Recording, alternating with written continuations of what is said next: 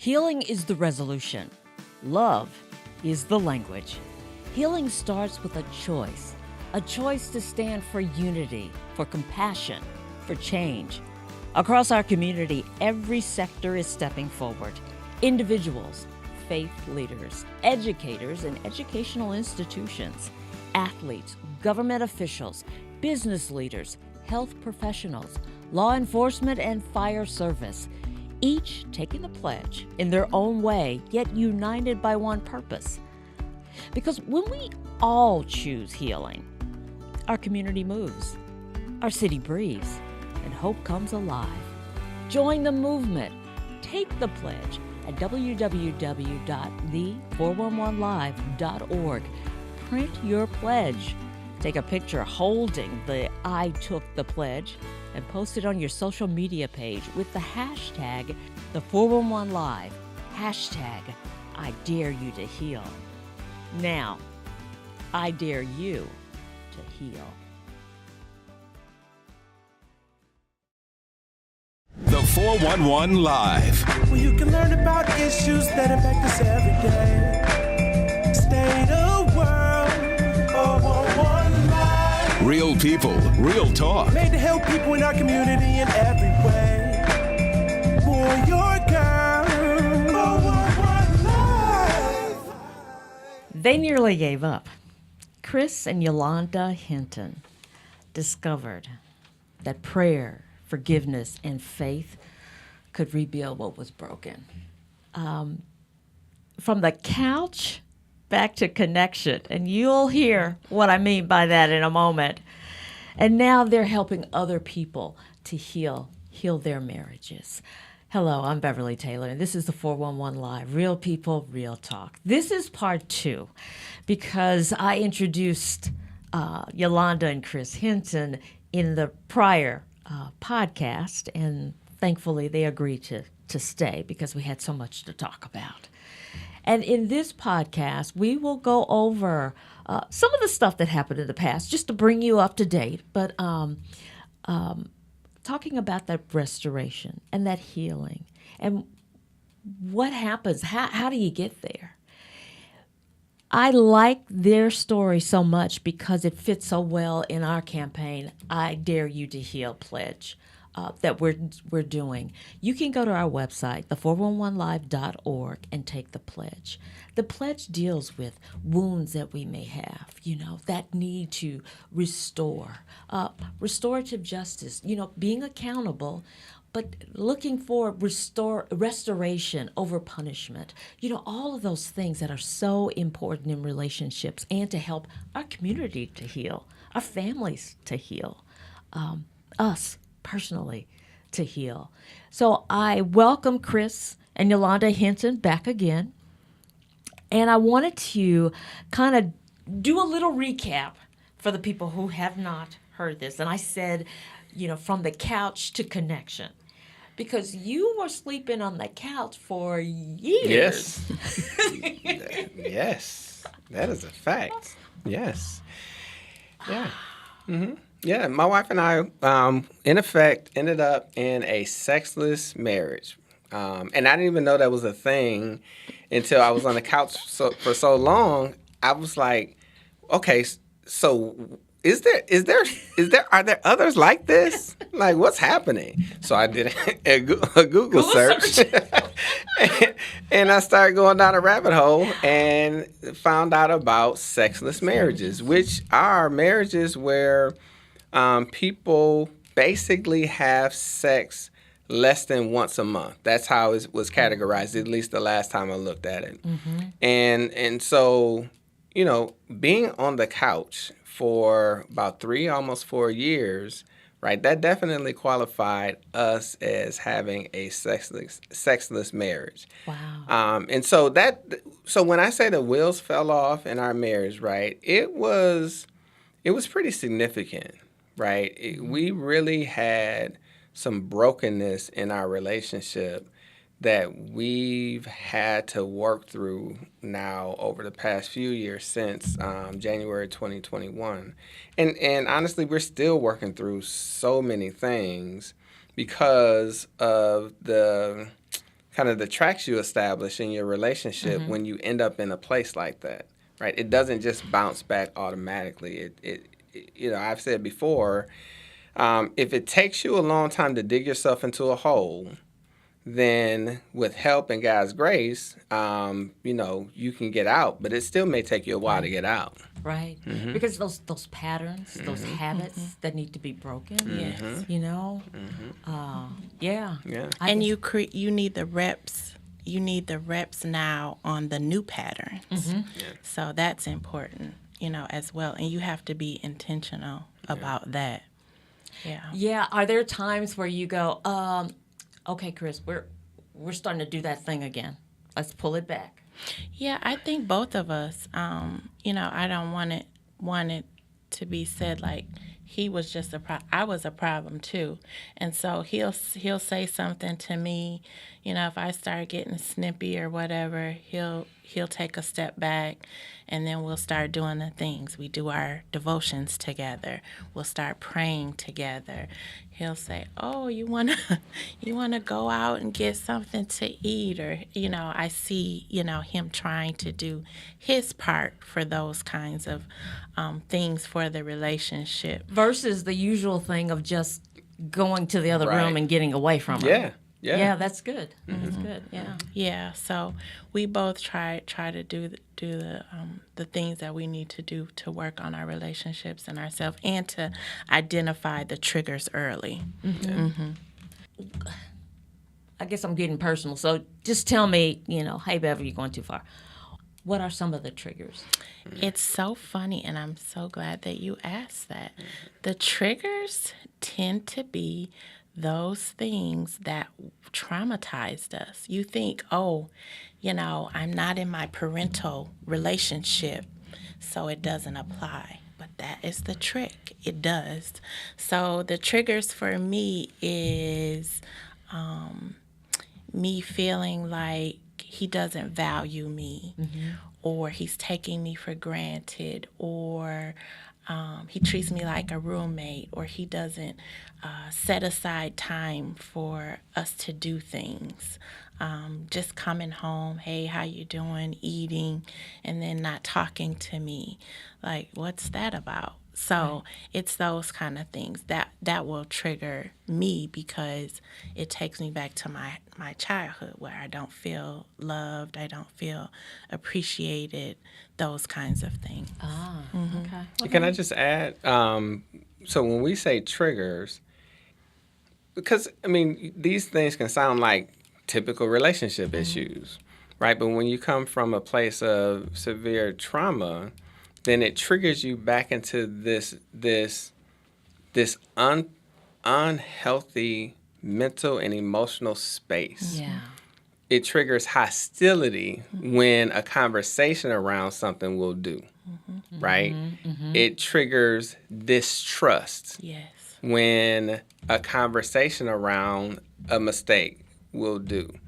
So it triggers this survival mode. Yeah. And you start to treat each other as adversaries instead of partners. And so my triggers are when I feel that she is criticizing me, when she may just be giving me feedback, she may just be expressing how she feels, but because of my background, I came up in a family of alcoholics, and until recently I found out there's a category of dysfunction for adult children of alcoholics. Right? There's a whole thing, a whole community, a whole psychological program for adult children of alcoholics. Right?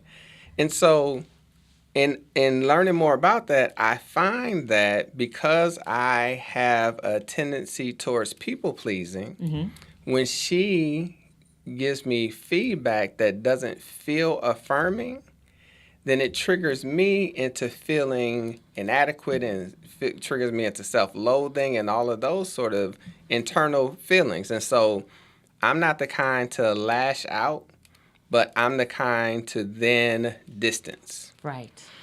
I would say distance isn't strong enough. Isolate. Yeah. Okay. Which is another Yeah. Adult child of alcoholics' response to things, right? You tend towards isolation. And so when we find ourselves dealing with these things now, we have language for it, right? We have an awareness around how our natural reaction is not just a problem for her, right? It's not just a problem for her. It's not just her just overreacting to stuff. It's a problem for me, right? It's an unhealthy response for me to distance myself, to isolate, right? And so I have a little bit more motivation now because I'm trying to heal myself to re-engage as quickly as I can with her, despite what I may be feeling with regard to what she said or what she did or didn't do or whatever. Because I don't want to ruin our relationship, but I also really want to get over these dysfunctional tendencies that I have that are not just affecting our relationship, but that are affecting other aspects of my life that I just was not aware of until I started down the healing journey. Wow. Yeah. As professional or? Yes. All of it. All of it. It's of it. all connected. All of it. Yeah. Yeah. Tendency. And Go it's ahead. funny because, as a professional, I have been trying to tell him about this stuff for years. But who listens to you when you're fighting? You don't want to hear it.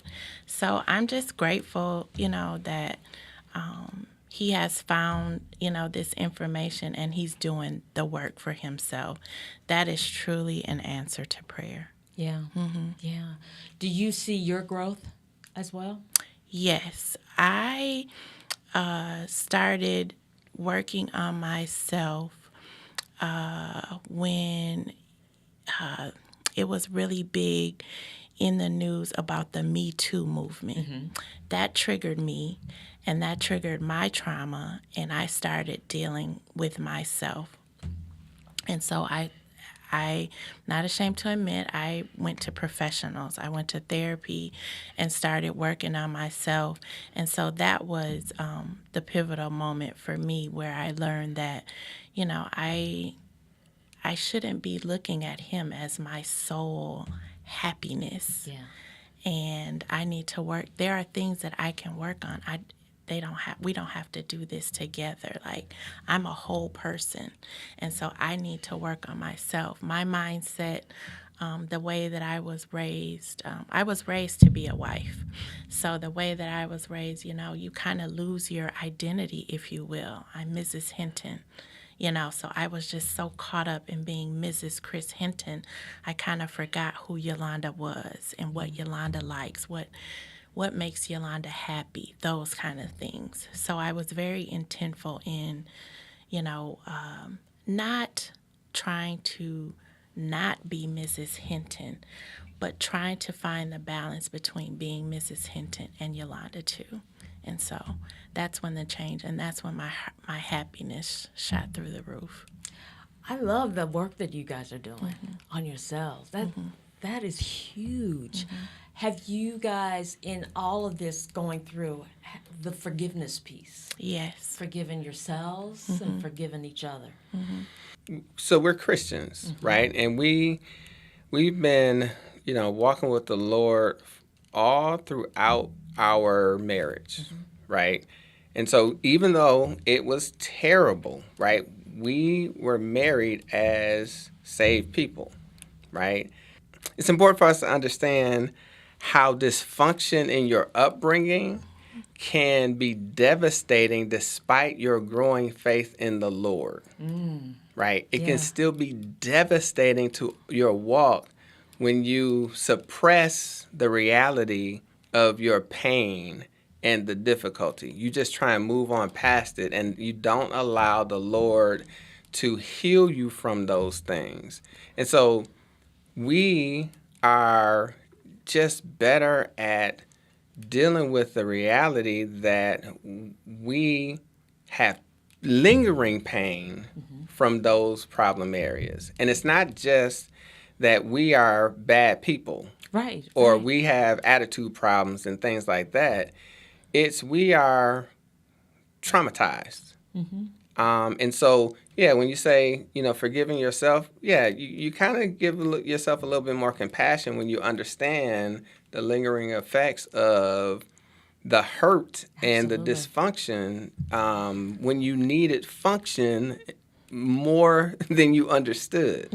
Because you think you think because you get past it that maybe you didn't need it like you thought. Right. But no, like you really need it. And so, yeah, we've been more compassionate to ourselves and one another as a result of it. I would like to add to that. I personally, and my husband and I, we talked about this. See if he'll remember, but I went on a forgiveness journey. So it wasn't just important for me to forgive myself or to forgive him.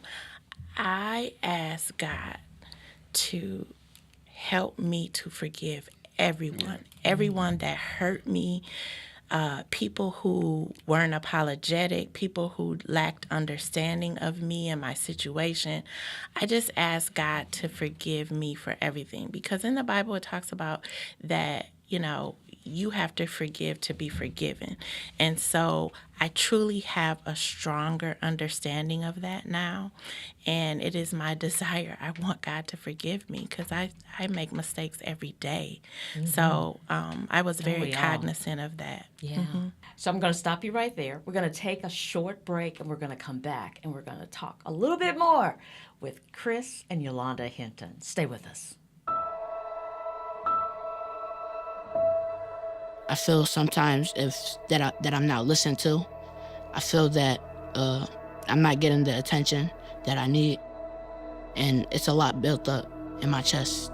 I would just want you to listen to me more often and evaluate situations with me and lead me towards success. Listening is a form of love. Find ways to support your kids at sounditouttogether.org. We come from a long line of farmers, and there's a sense of pride, but there's also a significant amount of pressure. Farmers have to take care of their physical and their mental health, because what's a farm without a farmer? Watching the sun come up, that's my time. I can have a cup of coffee, and every day's a new opportunity. That's cool. Your hand's gotten so Yay! Don't forget to check in on yourself. Love your mind. Welcome back to the 411 Live. I'm with Yolanda and Chris Hinton, and we're talking about restoring marriages. We talked about forgiveness, forgiving ourselves, forgiving others. That's stuff that's way down deep, that might come up. Give yourself grace. Wanted to also talk about the whole restorative. We talk about there's a restorative justice piece in I Dare You to Heal. And in your case, I see it as accountability without shame. Yes. Repair without blame. Understanding over judgment. Compassion over conflict. I see all of those things. And you even mentioned, we're a work in progress. Aren't we all? Yes. But you guys are doing the work. That's the incredible part. How many couples, can you imagine how many couples, she's in this room, he's in that room, and they're not talking. But we're okay. We're okay. But we're not communicating. We're acting like roommates, cordial roommates, but roommates, So kind of that restorative part.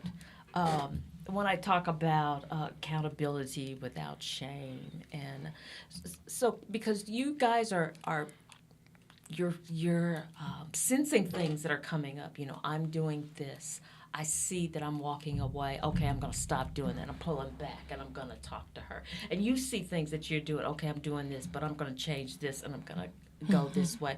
You're taking accountability for those thoughts, taking those thoughts captive, the wrong ones, and then replacing them, right? That's an ongoing thing, isn't it? Oh, yeah. Constantly. Oh, yeah. It's constant. We both have isolation tendencies in common. So I tend to isolate too. And so I try to be cognizant with when I'm doing that and try to change the behaviors as well. So yeah, it is a work in progress. Yeah.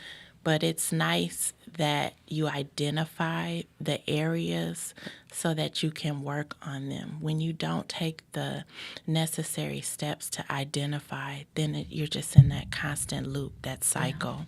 Yeah. Yeah. Are you going to say something else, Yeah. Chris? Yeah, I do. I said it before. I find it amazing seeking help for these issues and seeking it more so not just from a mentorship, because I was doing that all throughout our marriage, right? Mm-hmm. I was seeking mentorship and talking to people and getting spiritual counsel and that sort of thing. But what I find now in seeking more professional and clinical type help, the benefit of having language for your behavior and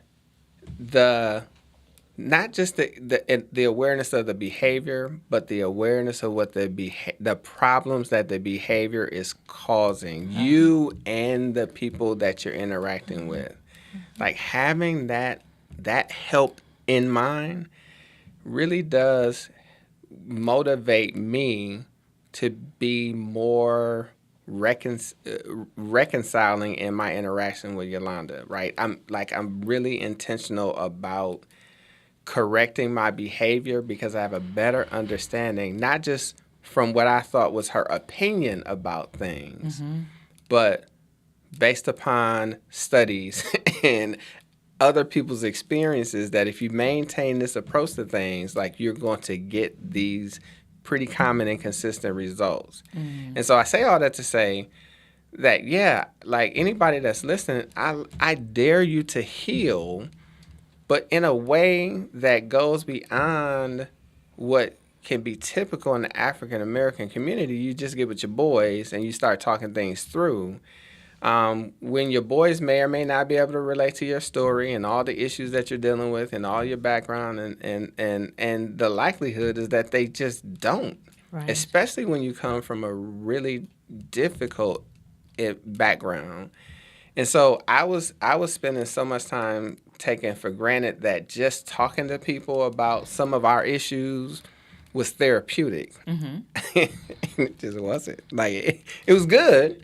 It kept me engaged, right? They encouraged me to stick with it, but it didn't equip me with the tools that I needed to adjust my behavior and my approaches mentally and emotionally towards Yolanda. And honestly, I'll say this last thing. It wasn't until she started getting help and she started bringing that language back into our relationship that I started to get it, right? Because I was dismissive. I've been dismissive of Yolanda telling me to go get help. Right, for 27 years. I've been dismissive. Yes. But when her record. language changed in describing problems and kind of what they were causing, it really opened up my mind to, so this isn't just like, this isn't opinion stuff, right?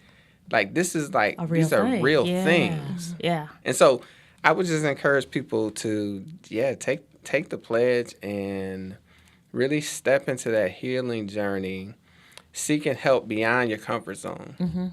That was one of the things in our marriage that was an issue. So I would get extremely frustrated because he wouldn't, I felt like he didn't value my expertise as a healthcare professional when I would tell him to go get help. He's very big on self-help. And I'm like, you're so beyond that. Like, you need to go see the people. We both need to see the people. And so, I just believe that God's timing is perfect. And for whatever reason, God has allowed us to go through this time. And now, he gets it and he's getting the help that he needs. But that was something that was very, very frustrating, that he wouldn't, do that. You didn't listen. Yeah. As you're talking to couples who come to you and they have their issues, what is the thing that bubbles up to the top the most? The advice that you find yourself giving over and over again? I would say develop compassion for your spouse. I think that we can engage with people outside of our homes with a lot more grace as a habit than people inside our homes. Yeah. Amen. Right, as a habit. And it's because, it's business and relationships. You don't want to get fired from your job, yada, yada, yada. Okay, so that's fine. But your family is the most important relationship set of relationships that you'll ever have.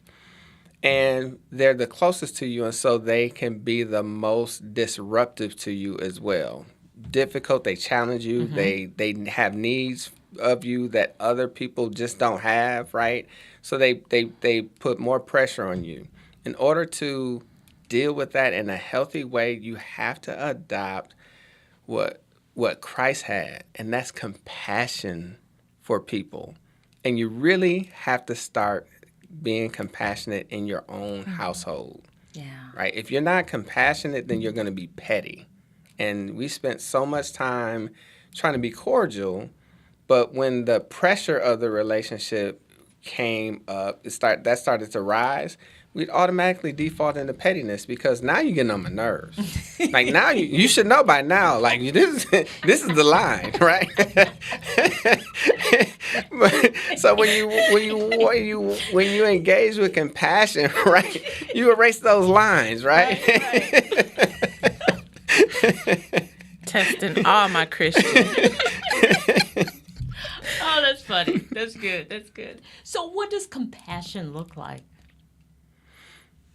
It really looks like wanting what's in the best interest of the other person.